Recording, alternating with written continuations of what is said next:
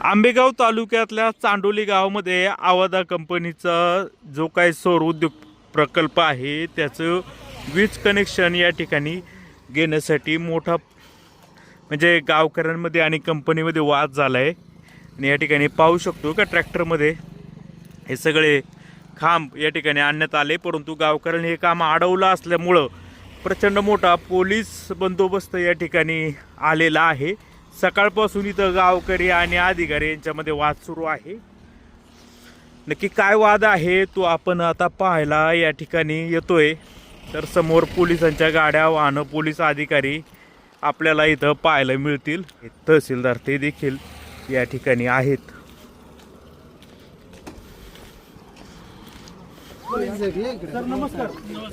Sir आपलं काय नाव आहे? मी अरुण कुमार सरकार, कन्सल्टंट आवादा कंपनी. अच्छा, आता तुम्ही असं आश्वासन दिलं म्हणजे हे गावकरी म्हणतायत की मोदी झाल्याच्या नंतर आपण पुढे शिफ्ट करणार.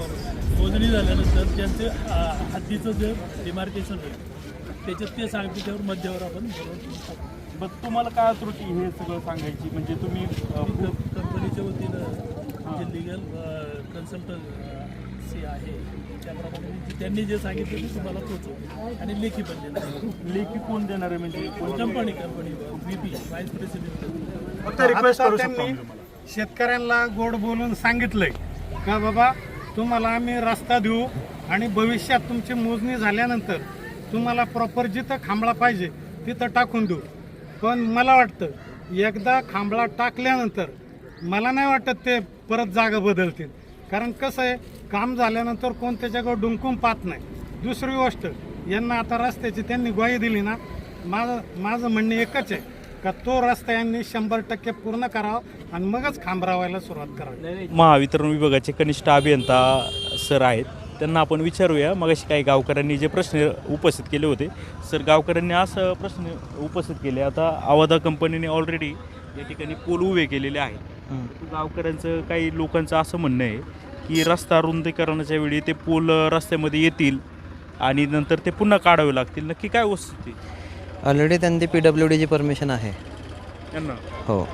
ज्या वेळेस ते रस्ता रुंदीकरण होईल PWD त्यांना चर्चा करून किंवा त्यांना पत्र देऊन ते पोल शिफ्टिंग करून घेईल त्यांच्या ह्याच्यात. त्याचा खर्च जो काही येईल भविष्यात हा आपलं महावितरण करणार? महावितरणकडे नसतंय, जे रोडचा कॉन्ट्रॅक्ट घेत आहे त्या कॉन्ट्रॅक्टरकडं किंवा त्यांनी जर आता यांना पत्र दिलं तर हे करून देतील, आवादावाले करून देतील स्वतः.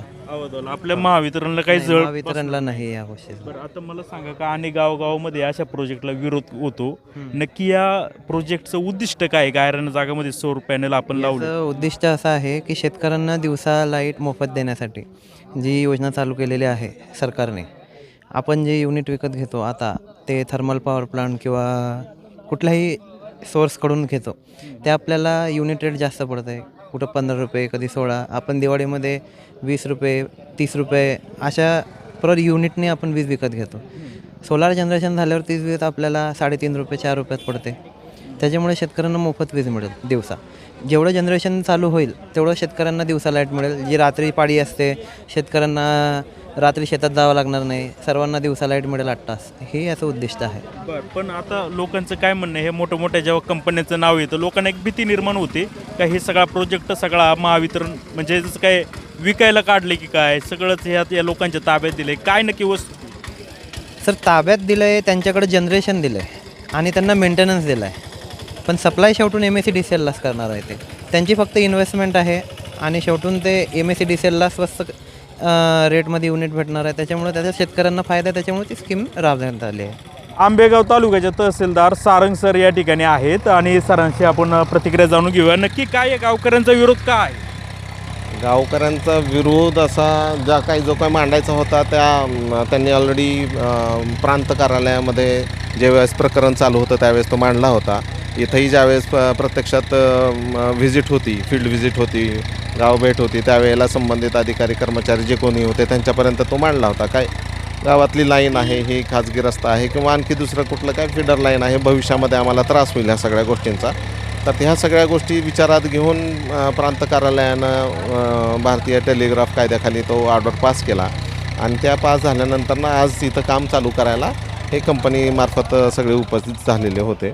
परंतु त्यांच्या मागण्या किंवा त्यांचा रोष जो होता मुळात की हे आम्ही जे म्हटलेलं होतं ते ह्याच्यामध्ये कुठं नाही आलेलं आहे. परंतु कंपनीनं आता आश्वस्त केलं आहे त्यांच्या बाबतीत की तुम्ही जे 2-3 मुद्दे घेतलेले होते, 2 मुद्दे रस्त्याचा बाब आणि पोल जे आहेत ते पोल हद्दीमध्ये आले, एकदा हद्द निश्चित झाली तर आम्ही ते सरकवून देऊ, त्याचा त्या खर्चाने स्वतःच्या कंपनी ते करून द्यायला तयार झालेली आणि अशा आता हा विषय म्हणजे मार्गी लागलेला आहे या ठिकाणी. बरं, आता कंपनीच्या अधिकाऱ्यांनी त्यांचं ऑफिशियली पत्र दिलेलं आहे की समजा मोजणीमध्ये खांब आम्ही शिफ्ट करू, त्याला कायदेशीर बेस काय? कायदेशीर बेस म्हणजे आता ते करतील ना, तसं लेखी स्वरूपात देत आहेत म्हटल्यानंतर नाही त्याला त्या पद्धतीचं तेवढंच महत्त्व आहे. इतर ठिकाणी अशा आश्वासनाचे पत्र दिले जातात, परंतु नंतर कंपनी त्या ठिकाणी फिरकूनही पाहत नाही. यानंतर शासन काय त्यामध्ये मध्यस्थाची किंवा काय जबाबदारीची भूमिका घेणार का?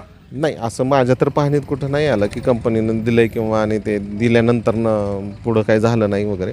या ठिकाणी आपण ते जर तसं काही आढळत असेल तर ग्रामपंचायतीला आम्ही सांगितलेलं आहे, सरपंच साहेबांना आणि इथल्या ग्रामस्थांना की काय असेल तर मी आहे इथं आणि आमच्या मार्फतीनं त्याच्यामध्ये पाठपुरावा करून ते काम पूर्ण करून घेण्यात येईल. समजा कंपनीने ऐकलं नाही तर तहसीलदार म्हणून अर्ज केल्याच्या नंतर तहसीलदार म्हणून त्यावर कारवाई केली जाईल. तहसीलदार म्हणून मी त्यांच्याकडनं पाठपुरावा करून काम करून घेऊन त्याची जबाबदारी मी घेतलेली आहे. आता हा या ठिकाणी जो कंटेनर आडवा केला होता, सगळ्यांच्या कंपनीच्या काही प्रतिनिधी चर्चा केली, त्याला यश मिळालं, आता हे सगळं बाजूला हटवण्यात आलेलं आहे. होय, बरोबर आहे, त्यात झालं आहे. आता दोन्ही बाजूकडनं सामोपचार आणि जे काय आहे झालेलं आहे आणि काम चालू झालेलं आहे. आता याच्यामध्ये ग्रामस्थांचंही सहकार्य आणि बाकी इतर सगळ्यांचंही सहकार्य मिळालं, पोलीस विभागाचं असेल आणि इथं आपले जे काही पदाधिकारी आहेत त्यांचंही मिळालं आपल्याला. तर हे होते सारंग सर का जे तहसीलदार आहेत, त्यांनी सांगितलेलं आहे की कंपनीने जे काय आश्वासन दिलेलं आहे ती कंपनी आश्वासन पूर्ण करेल.